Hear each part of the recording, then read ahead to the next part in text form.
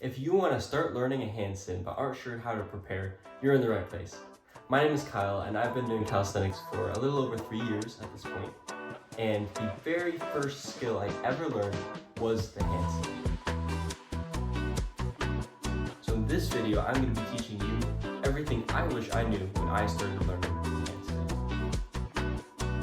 One of the main questions that I get asked by someone who wants to learn a handstand is, do I have the strength needed to actually do a handstand? Well, the answer is that in most cases, balance is a lot more important than strength. And if you get in a fully stacked position where your hips are directly above your shoulders and your hands, then it actually doesn't take much strength at all. That being said, I'm going to give you 2 exercises to make sure that you do have the amount of strength that you need.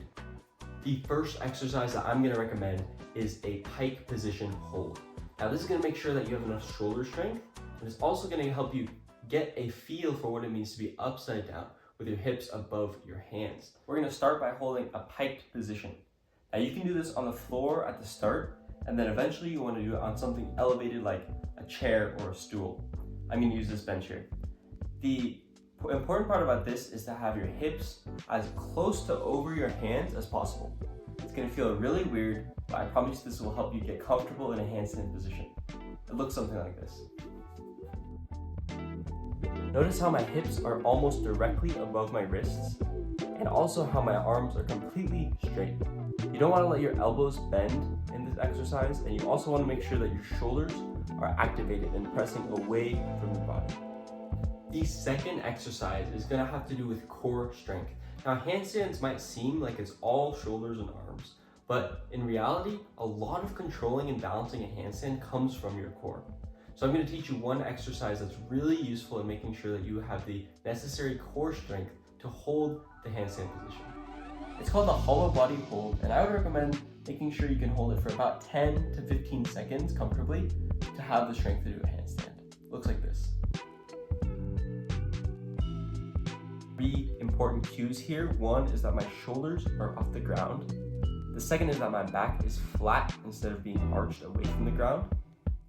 And my feet are about 6 inches away from the ground.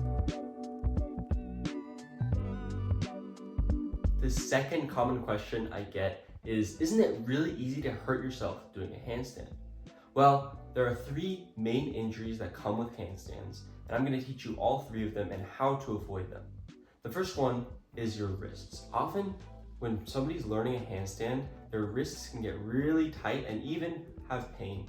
And that's actually kind of normal because we're forcing our wrists to bend backwards further than they're used to bending.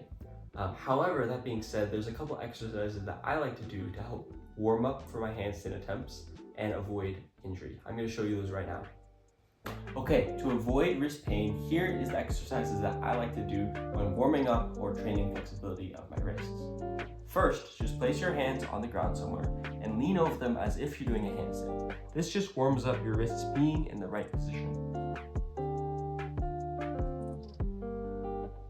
Next, what I like to do is flip my hands around and do the same thing, but rock backwards instead of rocking forwards, like this.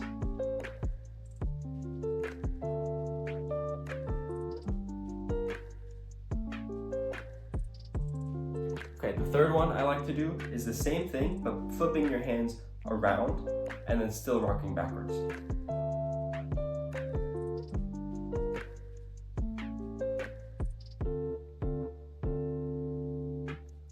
Now we're going to go forwards again, but this time we're going to be rotating our elbows to get our wrists warmed up for any control we're going to do during a handstand. So we're going to place our hands on the ground like before, lean over them, but then this time rotate your elbows inwards and then outwards, and repeat.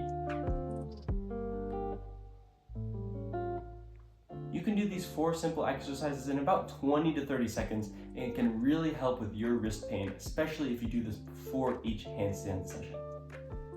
The second way you can get injured is if we're not focusing on pushing our hands away from our body.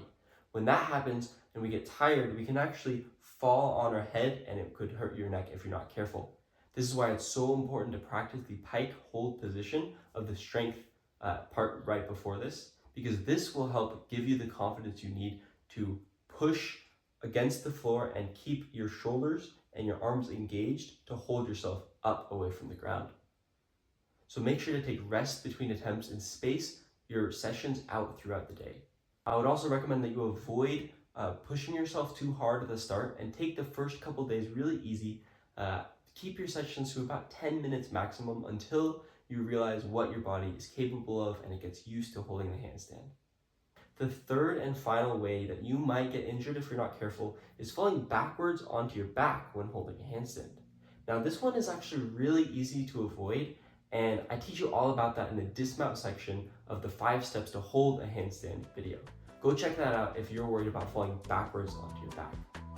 The next thing we're going to talk about is your environment.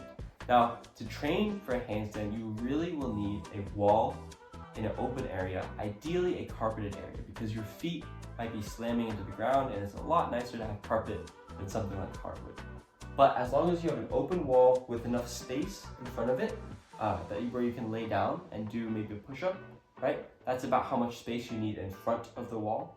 And again, no furniture or anything that you could damage nearby. Next thing we need to talk about is how long this process is supposed to take.